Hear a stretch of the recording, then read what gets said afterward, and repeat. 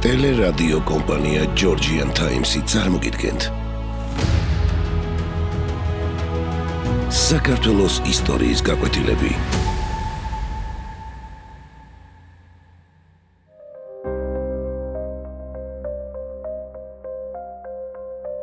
აფხაზეთის მეფე ლეონ მეორე 1990-იანი წლების პირველ ნახევარში აფხაზეთში ჩამოყალიბებულმა სეპარატისტულმა რეჟიმმა დააწესა ლეონ მეორის სახელობის ორდენი.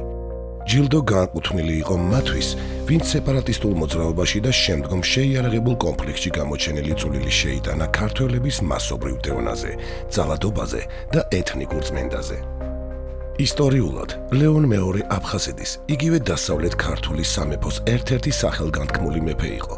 მისი სამფლობელოების გაზრდისა და განვითარების გარდა, მან საფუძველი ჩაუყარა იმ პოლიტიკურ ერთობას, რასაც შემდგომში საქართველო ეწოდა.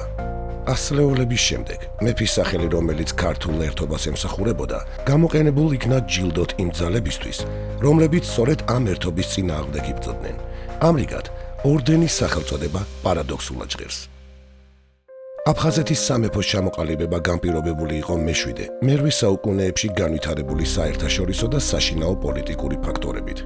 ერთი მხრივ, არაბთა ბატონობის გაძლიერებამ და მეორე მხრივ, ბიზანტიის დასუსტებამ საქართველოს ისტორიულ რეგიონებში ხელსაყრელი პირობები შექმნა ახალი ქართული პოლიტიკური ერთეულების წარმოშობისთვის. აღმოსავლეთ საქართველოს ნაწილში საფუძველი ჩაეყარა კახეთისა და ჰერეთის სამეფოს. სამხრეთ საქართველოს ტერიტორიაზე წარმოიშვა ტაო-კლარჯეთის სამთავრო, ხოლო დასავლეთ საქართველოში ჩამოყალიბდა აფხაზეთის სამეფო. წყაროებში ხშირად ის ეგრისის სამეფოთიც იხსენიება. ამ პერიოდში აფხაზები ერთიანი საქართველოს ყველაზე აქტიური მაშენებლები იყვნენ. აფხაზთა მეფემ ლეონ მეორემ კი პირველმა იშიშლა მახვილი საქართველოს გაერთიანებისთვის. ამიტომაც არის, რომ ამ ქართული სამეფოს არსებობის ისტორიაში ყველაზე მნიშვნელოვანი ადგილი სწორედ რომ მას უკავია. ლეონ მეორის გამეფებას ისტორიკოსი ვახუშტი ბატონიშვილი 786 წლით ათარიღებს. ამ ხანებში აფხაზთა სამეფო სამი იმპერიის, ბიზანტიის, არაბეთის და ხაზარეთის ურთიერთგიშპობის საგანი გახდა. სანამ ლეონ მეორე ავიდოდა ტახტზე, აფხაზეთი ბიზანტიის იმპერიის ვასალად ითვლებოდა. მეფეს დიდი პოლიტიკური გამჭრიახობა დაჭირდა, რომ ამ სამ ქვეყანას შორის ერთგვარი ბალანსი დაეცვა და მათი ეს დაპირისპირება სათავისოდ გამოეყენებინა. ეს მეთოდი უცხო არ იყო ძველი ლაზიკა ეგრისის მეფეებისათვის, რომლებიც მტრებს მტრების ხელითვე ამარცხებდნენ. სხვაობა იმაში მდგომარეობდა, რომ აფხაზთა მეფე გაცილებით ძლიერი აღმოჩნდა. ლეონ მეორის დედა ხაზართა მეფის ასული იყო. მან ამ კავშირით ჩრდილო კავკასიური ჯარი მოიშველია. აფხაზეთი ბიზანტიელებისაგან გაათავისუფლა. შემოიერთა მთელი დასავლეთ საქართველო და თავი მეფედ გამოაცხადა. ამ პერიოდში ბიზანტიაში რელიგიური დაპირისპირება მძინვარებდა და საიმპერატორო კარს აფხაზეთისთვის არ ეცალა. გარდა ამისა, ბიზანტიისთვის საჭირო აღმოჩნდა ისეთი დიდი ძალა, რომელიც აღმოსავლეთში არაბთა წინსვლას შეაფერხებდა. ამ ქართული სამეფოს შემადგენლობაში შევიდა თანამედროვე საქართველოს მნიშვნელოვანი მხარეები: აფხაზეთი, სამეგრელო, გურია, აჭარა, იმერეთი, სვანეთი და რაჭა-ლეჩხუმი. ცოტა ხანში ლეონ მეორემ ქვეყანაში ადმინისტრაციული რეფორმებიც გაატარა. ვახუშტი ბატონიშვილის ცნობით, მან სამეფო 8 საერისთავოდ დაყო. ხოლო დაჯდარა ესე ლეონ მეფედ და დაიპყრა ყოველი ეგრისი. არღარა უწოდა ეგრისი, არამედ აფხაზეთი და განყო. ესე ეგრისი და აფხაზეთი 8 საერისთავოდ. ლეონ მეორის მიერ გატარებული ტერიტორიულ ადმინისტრაციული მოწყობა შინაარსით მსგავსებას ავლენს ფარნავაზის დროს გატარებულ რეფორმასთან. მის მსგავსად, სამეფო ხელისუფლების გამტკიცების მიზნით ლეონი შეეცადა შეექმნა ცენტრალური ხელისუფლების მტკიცე დასახდენი საერისთავოების სახით. აღსანიშნავია, რომ დასავლეთ საქართველოს გაერთიანების საქმეში ძირითად ძალას ქართული მოსახლეობა წარმოადგენდა. ამან განაპირობა ის, რომ ამ სახელმწიფოს დედაქალაქი გახდა ეთნიკურად ქართული მოსახლეობის შუაგულში მდებარე რეზიდენცია, ძველი ქართული სახელმწიფოებრიობის და კულტურის ცენტრი ქუთაისი. ვახუშტი ბატონიშვილი წერს, რომ ლეონმა აღაშენა ქუთათისი ქალაქი და ციხე და ხო საყდარი აფხაზთა მეფისა. როგორც ჯუანშერის გადმოცემით ვიცით, არაბების შემოსევების დროს უამრავი ქალაქი და ციხე-სიმაგრე დაზარავდა, ან სულაც განადგურდა კიდეც, მათ შორის ქალაქი ქუთაისიც. ამიტომ აფხაზთა სამეფოს სატახტო ქალაქად გადაქცევის შემდეგ ბუნებრივია, ერთ-ერთ უპირველეს საკითხად დადგებოდა არაბთა მიერ დარბეულ დანგრეული ქალაქის აღდგენა და შეიძლება ხელახლა აშენებაც კი.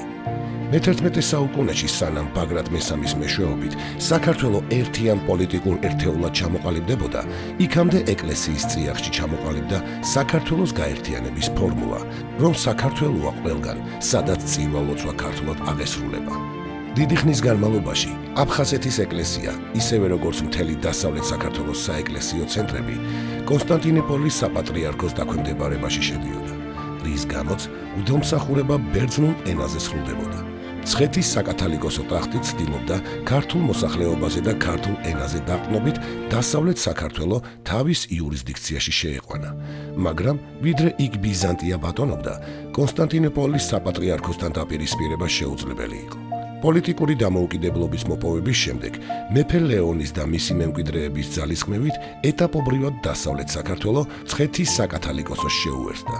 აფხაზი მეფეების გავლენით ეკლესიებიდან ბერძნული ენა განიდევნა და ის ქართულით ჩანაცვლდა. მიუხედავად ყველაფრისა, დღემდე დაუდგენელია აფხაზთა მეფეების ეთნიკური წარმომავლობის საკითხი. მე-13 საუკუნის სომეხი მემატიანე ვარდან არეველცის ცნობით, აფხაზთა მეფეები ვახტანგ გორგაცლის შთამომავლობას განეკუთვნებოდნენ. ზოგიერთი ქართველი მკვლევარი მიიჩნევს, რომ ისინი ეთნიკურად ბერძნები იყვნენ. რუსი მეცნიერი ვასილ ლატიშევი კი მათ ბაგრატიონთა საგვარეულოს მიაკუთვნებდა. როგორც არ უნდა ყოფილიყოს, ისინი პოლიტიკური მრწამსით, სახელმწიფოებრივი მოღვაწეობით, ენითა თუ კულტურით ქართველები იყვნენ. შესაბამისად, აფხაზეთის სამეფო პოლიტიკურად და კულტურულად ქართული ქვეყანა იყო, სადაც ქართულ ენაზე იქმნებოდა სახელმწიფო დოკუმენტები, აღესრულებოდა წირვა-ლოცვა, ქართული იყო მწიგნობრობა და ეპიგრაფია. მათი შესწავლის საფუძველზე შეიძლება დავასკვნათ, რომ მათი ეროვნული იდენტიფიკაცია შესაძლებელია მხოლოდ ქართულ პოლიტიკურ სამყაროსთან. შესაბამისად, აფხაზთა მეფეები შუა საუკუნეების შესანიშნავ ქართველ პოლიტიკურ მოღვაწეთა გალერეას მიეკუთვნებიან. მეფე ლეონ მეორემ კი ჩადო ყველაზე დიდი ქვა ერთიანი ქართული სახელმწიფოს საძირკველში. აფხაზეთის სამეფომ კი გადამწყვეტი როლი შეასრულა ფეოდალური საქართველოს ჩამოყალიბება გამტკიცების საქმეში. პარადოქსია, მაგრამ ასია. ლეონ მეორის სახელი, რომელიც ეროვნული ერთიანობის სიმბოლოდ იქცა, 1990-იან წლებში გამოყენებულ იქნა სეპარატისტული ორდენის სახელწოდებად, ორდენისა, რომელიც იმ ძალების მიერ გაიცა, ვინც ცეცხლითა და מחვილით ცდილობდა ქართული სახელმწიფოს ერთიანობის განადგურებას.